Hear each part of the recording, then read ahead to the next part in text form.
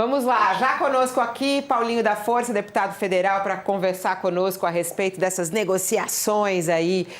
Vai, não vai, a questão da dosimetria vai ser moeda de troca em relação ao Banco Master, ele que foi o relator desse caso. Vamos entender. Olá, deputado, bom dia, seja bem-vindo ao nosso All News. Bom dia, Fabíola, bom dia ao Josias e bom dia, Thaís. Prazer estar com vocês aqui mais uma vez. E aí, tá em jogo exatamente isso ou não? Então, nós estamos conversando durante o mês de janeiro, conversei muito com o Hugo Mota, antes do Carnaval conversei novamente. Vou falar hoje com o Davi Alcolumbre para ver se é possível a gente fazer uma sessão do Congresso rapidamente e derrubar o veto do presidente Lula.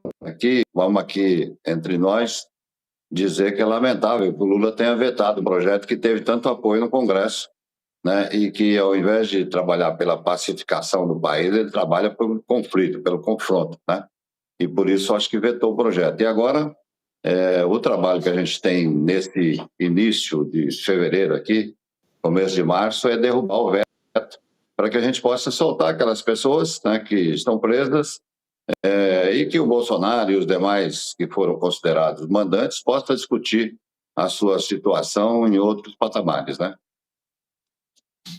Agora, pode ir, Thaís, objetivamente, a gente... Por favor, Thaís. A Thaís iria. Vai lá, Thaís. Deputado, bom dia e obrigada pela entrevista. O senhor não está levando em consideração nessa linha do tempo a possibilidade de a base aliada entrar no Supremo contra a eventual derrubada de vetos? E aí, como que o Congresso vai se posicionar numa eventual decisão, num revés judicial nesse caso? Eu acho assim, primeiro nós temos que ir fazendo coisas por vez. Primeiro derrubar o veto, né?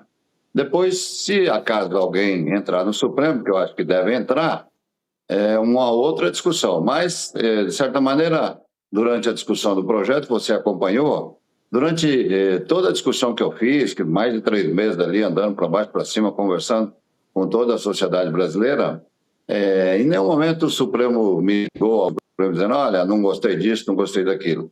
E quando a gente aprovou o projeto também, ou seja, então eu estou muito tranquilo com o Supremo, acho que no Supremo dificilmente um partido qualquer aí, a mando do governo, poderia ter algum sucesso.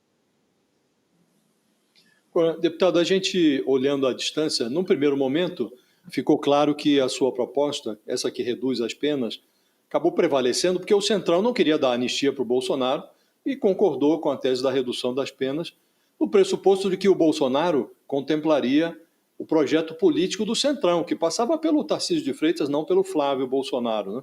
Hoje o Centrão continua favorável a esse projeto da redução da dose de pena para o Bolsonaro e os seus cúmplices que foram condenados ali junto com ele, ou há um apoio menor a essa tese no Congresso? Acho que não, acho que continua firme. Eu tenho falado também com vários líderes do presidente de partido, especialmente, Ciro Nogueira, Rueda, Marcos Pereira. Acho que é muito tranquilo, está muito tranquilo isso, porque todos ali comigo desde o início, precisava de uma sinalização do PL, era de que a gente deveria fazer um meio termo, e não tanto a terra, nem tanto ao céu. Não aceitamos uma anistia, mas também fizemos uma mostra que foi justa e que acho que a sociedade concordou. Inclusive, nós tivemos quase que por inteiro o voto do PL. Então, isso mostra que tinha ali um apoio da extrema-direita também ao projeto. O cenário mudou, né? São outros candidatos, né? Mas acho que mesmo o Flávio, hoje, vem esse povo do centro aí, a tendência do centro é ficar com, se não aparecer uma outra candidatura, né, que tenha respaldo, é ficar com o Flávio, entendeu? Agora, essa questão do PL da dosimetria, deputado, ela é muito sintomática desse cabo de guerra, né, entre os 3 poderes, uma tensão permanente entre o Executivo e o Legislativo, e esse é um caso central, né, do debate público-político nacional. O senhor percebe que, ao longo desse ano eleitoral, essa tensão entre os poderes, e em particular aqui, nesse caso, Executivo e Legislativo, vai ser a tônica do debate? Eu acho que a relação do Executivo com o Legislativo até que melhorou. Eu acho que piorou foi com o Supremo, né? O Supremo está meio bravo lá com eles, lá com essa coisa da Receita Federal. Todo mundo está acompanhando aí. Então, eu acho que vai ter uma confusão entre o Supremo e o Executivo. E acho que no Legislativo o governo, de certa maneira, vai ter mais tranquilidade do que no ano passado. Embora não deve aprovar. Tem projetos, por exemplo, eu acho muito difícil, né, aquela proposta do 6 por 1, você conseguir debater uma proposta daquele tamanho até junho, né? Porque a partir de julho, praticamente o Congresso para o recesso e quando volta é eleição. Então, portanto, eu acho que um projeto dessa magnitude não conseguiria aprovar a toque de caixa no Congresso Nacional, até porque é uma proposta que muda a relação ao trabalho, é uma área que eu conheço muito e eu acho que é muito difícil, né, botar um projeto nessas condições, o governo quer de todo jeito, e a toque de caixa no Congresso Nacional, entendeu? Uma das suas características pouco comuns na política é a transparência, né? O senhor costuma dizer as coisas como elas são, e por isso eu vou lhe fazer uma pergunta e pediria que o senhor fosse o mais transparente possível. Para derrubar esse veto do Lula, é preciso convocar uma sessão conjunta do Congresso, com deputados, senadores, e isso resultaria na inclusão da pauta, ou pelo menos numa pressão para que o Davi Alcolumbre incluísse também a discussão sobre a CPI do Master, né, que tem lá propostas, inclusive de CPIs conjuntas, com sobra de assinaturas. Né? Em que medida uma coisa está contaminando a outra? O senhor entende que, pelo que observa lá nos subterrâneos do Congresso, será necessário assumir um compromisso de não levantar a questão da CPI para que o Davi Alcolumbre convoque essa sessão para a derrubada do veto do Lula? Josias, você sempre muito atento aos maiores problemas que vai ter lá. E o primeiro que eu acho que a CPI do Master não vai acontecer, né? Não vai acontecer. Pelo menos que eu tenho conversado, acho muito difícil isso andar para frente, né? Então, teria que ter um entendimento de abrir a sessão do Congresso, convocar uma sessão do Congresso, sem o compromisso de ninguém ir lá, encher o saco e querer abrir lá que o Davi lesse a questão do Master. CPI do Master. Então, acho que vai ter que ter um acordo ali, né, para que possa derrubar o veto, que interessa a todos não, né, menos à esquerda, porque o Lula vetou, mas interessa a maioria do Congresso e eu acho que isso é possível fazer. É isso que estamos trabalhando. Em relação à PEC do 6 por 1, deputado, que o senhor prevê dificuldades aí para ser votada até junho, ela tem seu voto? Eu acho que tem. Eu briguei por redução de jornada de trabalho. Eu acho, a gente está falando do seu voto, deputado. O senhor acha? Ainda não tem certeza, é isso? Não, ele falou lógico, né? Tem certeza. Lógico que sim, eu entendi, eu acho. Eu também. Você também entendeu? Eu acho. Entendi, Eu acho. Lógico que sim, tá. Não, eu briguei por redução de jornada de trabalho minha vida inteira. Esse povo que está aqui atrás, vinha atrás de mim porque eu brigava por redução de jornada de trabalho. Era essa a minha luta, né? Para ter jornada para 40, né? Reduzir várias empresas, especialmente. Não é justo, né? Talvez a proposta que está na mesa seja um pouco exagerada, mas não é justo que as pessoas tenham um final de semana aproveitado. Né? Nós estamos já quase na metade dos 21 e as pessoas trabalhando. Muito ruim a ligação, que pena. Isso é muito justo, não vai.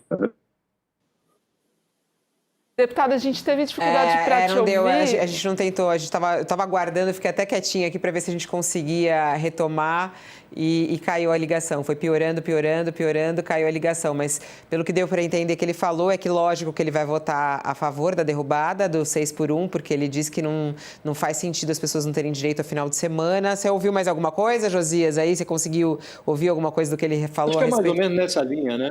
Uhum. Ele traz ali no apelido dele a expressão força, Paulinho da Força, porque era o chefão da força sindical, é uma central sindical relevante no país. Seria meio suicídio se ele dissesse ser contra essa pauta do fim da escala 6 por 1. Né?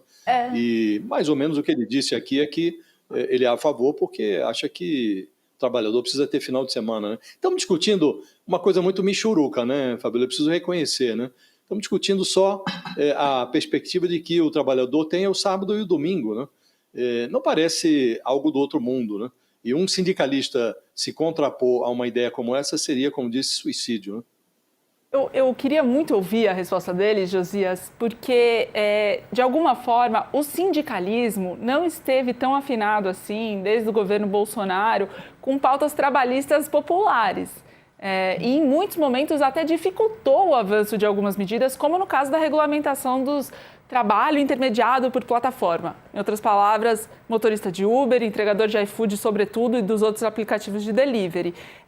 Os sindicalistas tiveram posições que impediram acordos tentados, negociados no gabinete, na sala, na mesa do ministro Luiz Marinho, né, o ministro do Trabalho, que vem de São Bernardo do Campo e tem origem sindicalista, assim como o Paulinho e o próprio presidente Lula. E essas relações ficaram muito tensas. E durante o governo Bolsonaro, eu lembro, tenho certeza que você lembra melhor do que eu, como os interesses dos sindicatos viraram uma bandeira eleitoral a serem derrubados pelo governo Bolsonaro. Eu lembro do Onyx Lorenzoni, que virou ministro do Trabalho, usando isso como pauta, como agenda, e as coisas acabaram não avançando. Então, de alguma medida, o posicionamento dos sindicalistas, se é que o Paulinho ainda pode representar essa categoria, vai ser interessante para ver para onde que essa PEC do 6x1 vai conseguir navegar, né, nesse prazo tão exíguo. Sem dúvida. Para quem está conosco na TV, segura só um pouquinho, Josias, vamos aproveitar. A gente está tentando reconectar com o Paulinho, mas enquanto isso a gente vai para o intervalo para quem está conosco na TV. A gente segue pelo YouTube aqui com a conversa com o Josias de Souza e com a Thaís Bilenque. Vai, Josias. Não, só para realçar, a Thaís tem razão, houve uma certa dubiedade em relação a essa proposta de regulamentação do trabalho por aplicativos, né? E o Paulinho tem laços de amizade até com o ex-presidente Michel Temer, em cuja presidência foi aprovada aquela reforma trabalhista muito mal recebida pelo sindicalismo no Brasil, né? Porque limitou direitos que vinham desde a CLT e tal. Então, de fato, é preciso que ele se posicione em relação a a questão do fim da escala 6x1, né? Mas hoje, essa pauta que nasceu, é preciso dizer, né? Era negligenciada até pelo Lula, pelo PT. O PT tinha uma pauta, um projeto análogo a esse, né? E vinha negligenciando. E, de repente, essa pauta ganhou grande repercussão nas redes sociais a partir da campanha de um vereador, candidato a vereador, que se elegeu, aliás, pelo PSOL, no Rio de Janeiro, né? A deputada Érica Hilton levou isso para o cenário federal, na Câmara, e aí todo mundo agora é a favor da redução da escala 6x1, né? Fim dessa escala. Então, há um certo oportunismo, né? Mas a Thaís tem razão. Hoje o Paulinho está menos vinculado aos interesses do sindicalismo, né? E aí precisa se posicionar. Mas aqui, até as cadeiras agora são favoráveis ao fim da escala 6x1 lá no Congresso, Fabiola. Aliás, tem uma reportagem do Felipe Pereira, publicada hoje, trazendo mais detalhes a respeito dessas negociações, do que estamos falando desse projeto 6x1, como diz o Josias. A gente está falando tanto disso, parece que é um grande feito, mas é uma mixaria. Nem é lá tanta coisa, né, Josias? Nem é lá tanta coisa. Não é muita coisa, não é tanto sacrifício assim, como alguns estão dizendo. A matéria do Felipe Pereira diz que, mirando as eleições, o PT faz concessões e Hugo Mota, presidente da Casa, vai iniciar a tramitação da PEC 6x1 nessa negociação. A proposta tem forte apelo eleitoral, a aprovação livraria os trabalhadores de ter somente uma folga por semana.